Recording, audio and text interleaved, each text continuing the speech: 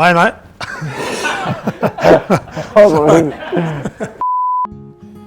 good? Hi, mate. Good, bro.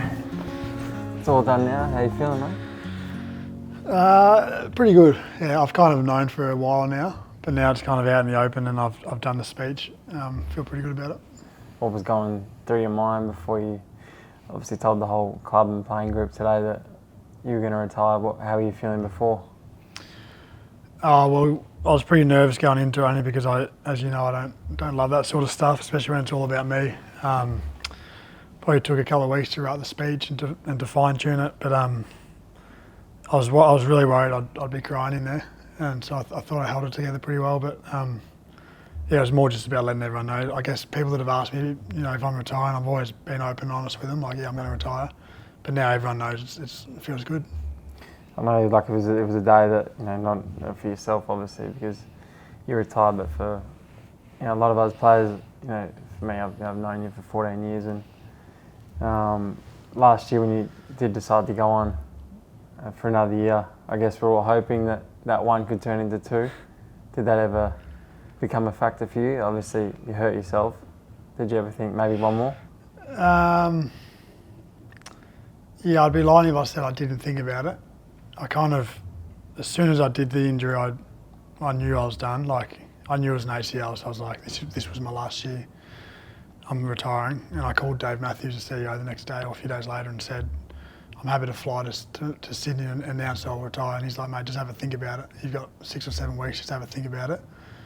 You know, you never know. So from that moment, and I said to him, I don't even need to think about it. I know I want to retire. But then from that moment, I kind of thought maybe I do need to think about it a bit.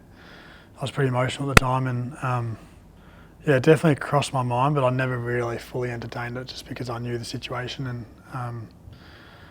yeah, I was ready to go. But then this morning on the way in, Ruby said, "Are you sure you want to do this?" I said, "What's the alternative? Like, Yeah. We've discussed this, and we know this is my last year." And she said, I can move up to Sydney for a little bit and we can see how it goes. I'm like, don't you dare do this. So that kind of made me think, like, what's going on here? But no, I'm done. You obviously know now for a little bit since you've hurt your knee that this is going to be, you know, curtains closed in terms of your football career. When you reflect back, in particular your time at the Giants, where does your mind go to? Well, with the Giants, it goes back to at the very start, starting a new club, and the whole reason why I decided to leave the Western Bulldogs is the excitement of starting a new club and the unknown of starting a new club. So being a part of that whole journey has been so much fun, and I feel like I've learned so much about myself, and I've grown up so much as a person. Like, I came here when I was 21, I was still so young, and I feel like I turned into an adult when I got here and you know, matured and started living my own way, which I wasn't doing in Melbourne. Yeah, and hanging around with 18, 19-year-olds, like I felt like the older, more experienced guy at the very start. So yeah, where my mind goes to is being on that journey from the very start. And I guess when we look back in 40, 50 years' time, it's so good, and I'm so proud to say that we were there from the very start. Would you say that your favourite bit about the Giants is probably the friendships and the relationships you've been able to build here? Yeah, no doubt. Yeah, I think every time I speak about the Giants, I always say the people involved, and we've always had, starting from the top all the way down to whoever we've got employed at the footy club, the trainers, you know, coaches, players, everyone in the club are just great people. And obviously the playing group I've always been really close with. I've got a lot of, you know, really close mates here, and I guess the beauty of the Giants is that we've all come from different walks of life, and all, you know, all around Australia. So we've had to come here and start our own family, I guess, away from our homes, and that part of it I think has been really special for me. When you got drafted at 17, if I told you one day you captain the club, play over 300 games, win the best and fairest, what would you have said to a 17-year-old Cal Ward? I would have been pretty happy with it, but at the same time I wouldn't mind a few more, a few premierships in there and a few All-Australians, a few more best and fairest. But I'm really lucky that I played over 300 games. I feel like my body really held up besides the 2 knees. I'm so grateful for the time I had in the competition, and I wouldn't change a thing. Like, we all know you for your courage, you've won a most courageous award before, and everyone always, whenever they hear the name Callan Ward, they think about the way you attack the football. Not so much about where that came from, but to play for such a long time at such a high level. What was the drive behind your mentality in football? Well, I think with the courageous stuff, I think if you ask the Essendon Football Club if I'm courageous, they'll say no after I played for that free kick that time. They'll never let me live that down. I still cop it on social media from them. But I think my mentality with playing footy is probably started from when I was a kid, and my dad was pretty hard on me. Like, I'd never ever want to not go hard at the ball or miss a tackle just because I knew my dad was watching, and after the game he might mention it, even though sometimes he wouldn't, but I'd always think that he would. So not that he was that hard on me, but at the same time I always thought he was going to be harder than what he actually was. So I think playing footy, I didn't want to let him down. And that was just the way that it was growing up. So I think that just transitioned into any level I was playing. And then obviously when you learn a bit more about yourself and your teammates and football and playing the game, for me it was more about not letting my teammates down. And back in the day when you shouldn't shirk a contest, I never wanted to do that. It's a bit different now with the way things have changed, but I always wanted to be that player that went really hard at the ball and the man at all times. 18 years at the top level, so many highs and lows. What have been some of the standout learnings for yourself? Probably, I don't think you're ever going as good as you think you are, and vice versa with the opposite. Sometimes you think you're about to be dropped and the world's going to end, but it never is, and there's always more important things than how you're going. So I think the perspective piece for me is something that I've learned a lot, especially over the last probably 6 or 7 years since having children, doing a few injuries. Let's talk about the things you're going to miss most, or won't miss at all, about not being an AFL footballer anymore. Oh, the list will go on about what I won't miss. I've never liked any meetings, and I remember actually, I think it started from when I was a massive Essendon supporter, and James Hurd did a book when I would have been a teenager, or I don't know, 11 or 12 maybe, and he said in the book that he always hated meetings, and I think that just put something in my brain that I should also hate meetings. So ever since then, what's that, 23 years ago, I've always said I hated meetings, and I don't even know if I do hate meetings, but I think I do. So I won't miss the meetings, that's for sure. You also say you hate public speaking, but you become a good public speaker. I absolutely hate public speaking as well. You're a good public speaker. Doing media, any public speaking, anything like that, I won't miss that. What else won't I miss? Probably just the anxiety pre-game, like, when you get those nerves. Yeah. It's a good feeling because you're excited, but at the same time, like, you are anxious, and it is can be tough sometimes. And then things I will miss, like, I think I'll just miss being around all the time. I miss playing games all the time. I love a game. I love any sort of game. So I know you're the opposite, but I just love playing any games. Just talking shit with anyone, getting coffees, just being around. I just love being around the boys, especially the playing group, and that's what I'll miss. I'll miss the feeling after a really good, hard-fought win.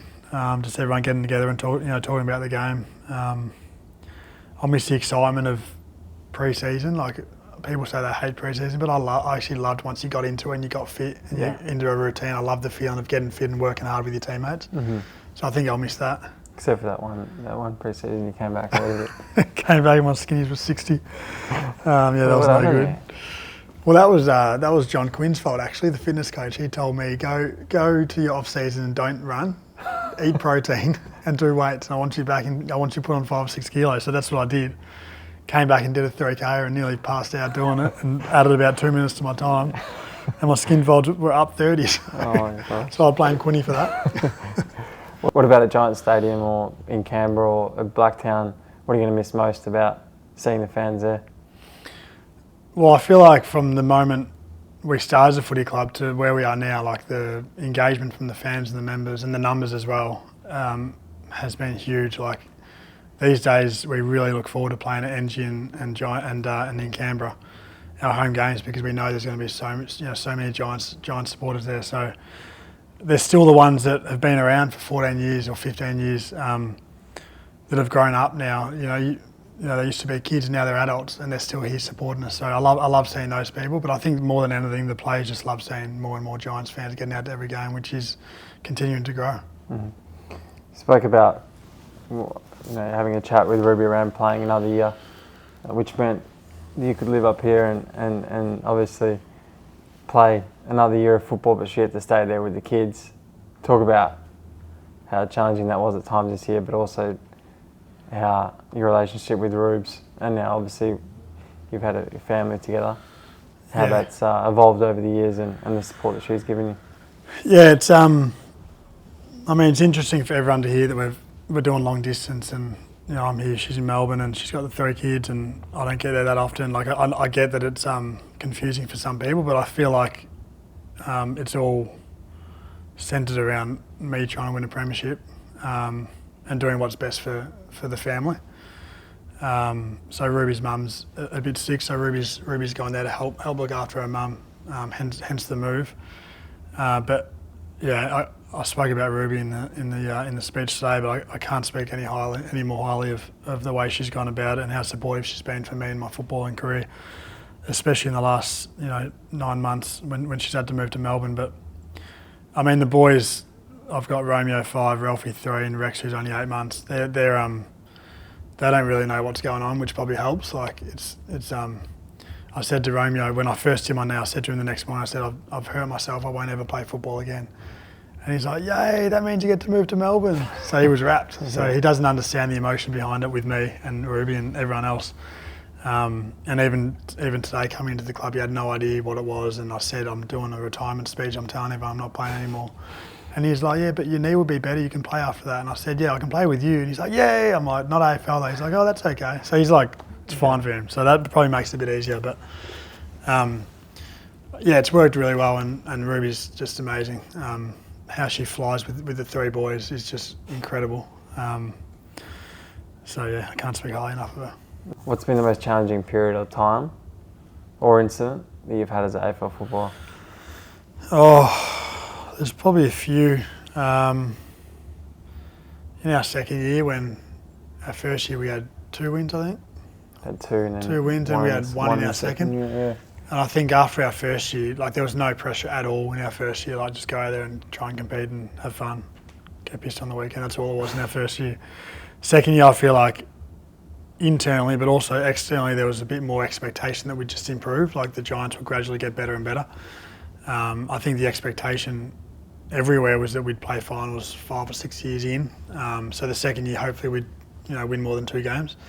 And being a co-captain as well with Phil for the first time in our second year after Luke left was, you feel a bit more pressure doing that, and we got worse, and we only had the 1 win. It was a hard year, and that was tough just because you start questioning, like, what are we doing? Like, we haven't got any better. Yeah, it's hard. We've had guys who have had experience and exposure into AFL, and they haven't improved, and we're not playing that well, and we're not winning games. So that was really difficult in terms of like a leadership and trying to stay positive sort of moment.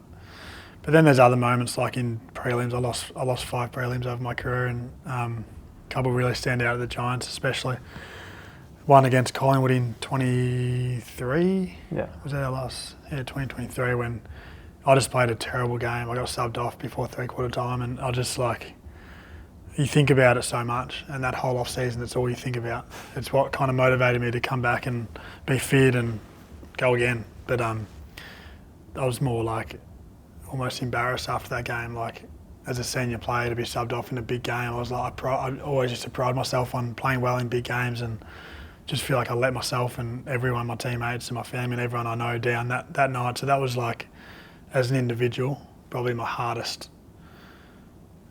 probably next month or even next 3 months. Like that was tough. Yeah. What about some more happier times, more memorable times? I need 1 match you could go back and relive in the Giants top. I'll give you Bulldogs if you want as well. But also just a memorable time maybe away from the football field. Well, I think memorable time away from the footy club is in Randwick, my old house in Randwick. It could kind of it could host pretty good parties, and I used to have a party there every Australia Day for the playing group, and as you know, that was always good fun. Like the boys would always look forward to that, Yeah, and especially because we get the drafted kids in and they'd have a few drinks and they'd have a good time and tell a few stories and get to know people. And I feel like it's the best way to get to know your new teammates as well. So I used to love hosting that every year. Ruby used to love it as well, and used to get all the girls there as well, and get to know the partners. So I think away from the footy club, that stands out because, as I said, it's the best way to get to know your new teammates. That was just Randwick as well. I know I said in my speech this morning, but you even look at when you first came to the club. Yeah. That house you had in Breakfast Point. Yeah. The front and back doors. That was an open door policy. That was like, I don't even know like, who lived in that place. We had people sleeping on the lounge room floor in different bedrooms, and that was good fun because everyone were in apartments, and we had the only townhouse. Yeah, and there was a table tennis table. FIFA was on 24/7.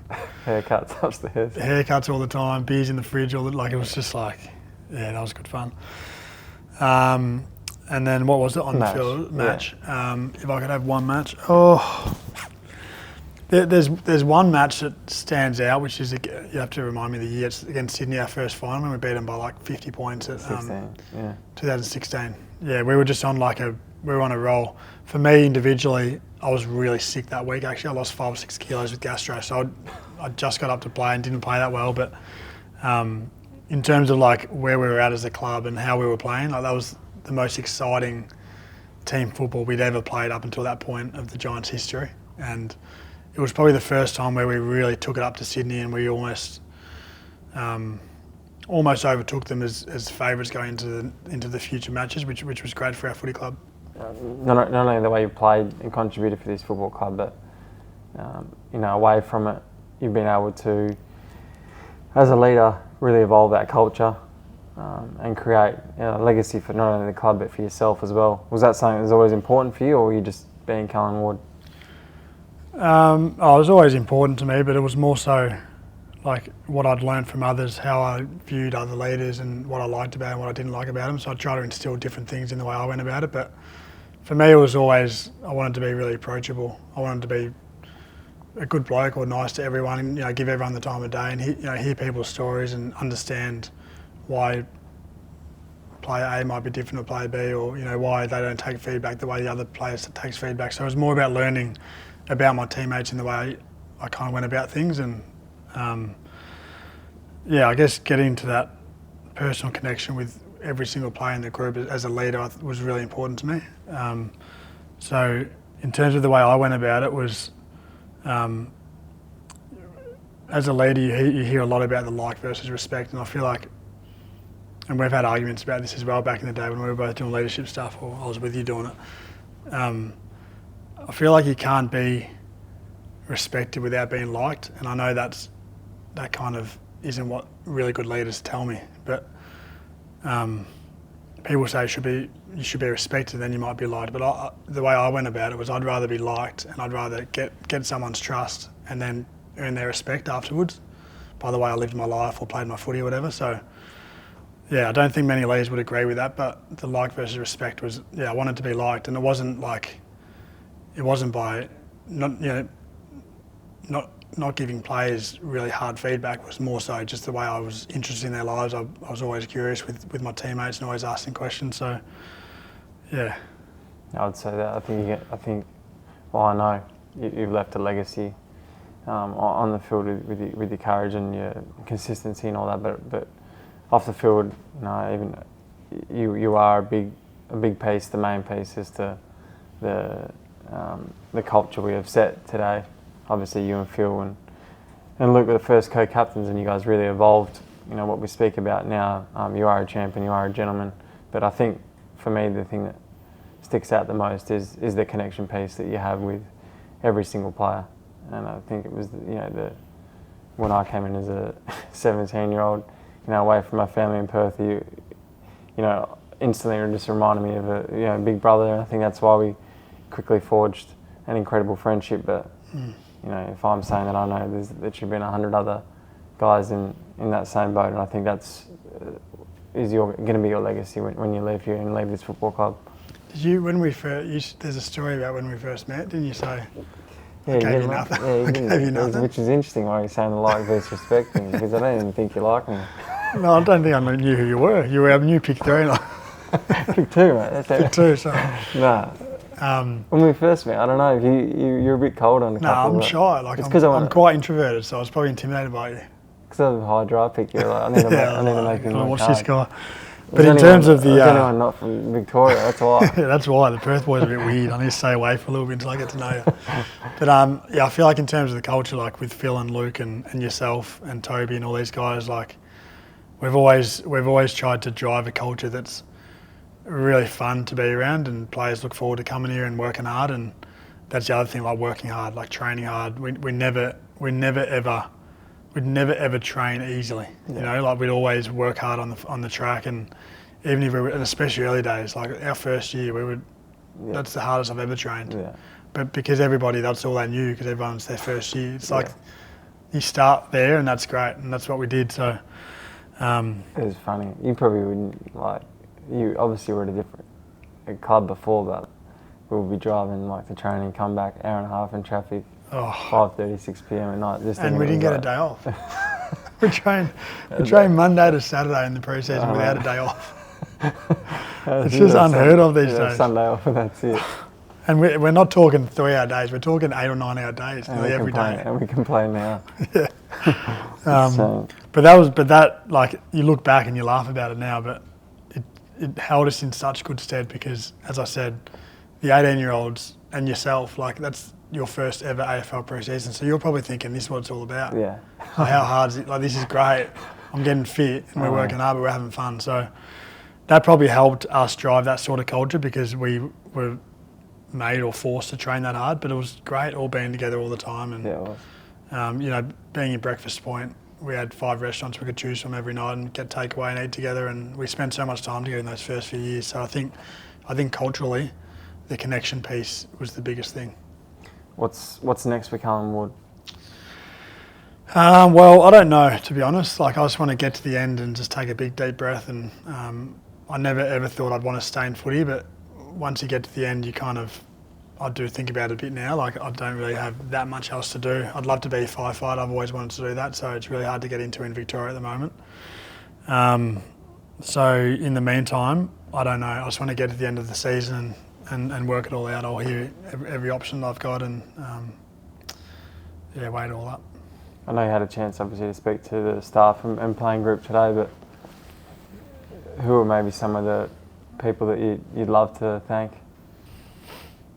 There's so many. There's a lot that I thanked today in the speech, so I probably won't mention those guys, but there are a few that I didn't thank, and I think there's some from early days that I think about a lot. Just to help set this footy club up, and I think Graham Allen, who I did speak about today, and Sauce were instrumental in getting players here. You know, Brett Howe with the development side, connection piece. Got people like Craig Lambert and Mel Lambert with welfare, but the amount of time they spent with their players, and they almost would cook for a player or two every single night of their lives. That's how inclusive they were of the playing group, and their whole life was taken over by the Giants and their players. So they were huge for our footy club, and still are. The way Craig, gets involved sometimes, he's still a huge supporter of ours. I'm sure there's a lot more that I'm not thinking about right now. Al McConnell's been huge for our footy club, not just us but the women's as well. And early days, he was the first employee at the Giants, and I feel like any employee after him would follow in his lead, and it was just the right way to go about it. Thank you, mate, from myself and from all the players. We're fortunate enough that you're going to be sticking around for a few more weeks left. I know I speak on behalf of everyone involved with the Giants, supporters included, to say it's been an absolute privilege to be close enough to you every day, to be able to watch your career unfold. You've been an inspiration to myself and so many. We're forever grateful for you being at this football club and hope that you always see it as home. I do, mate. Thank you very much. Love you, mate. Thanks, mate.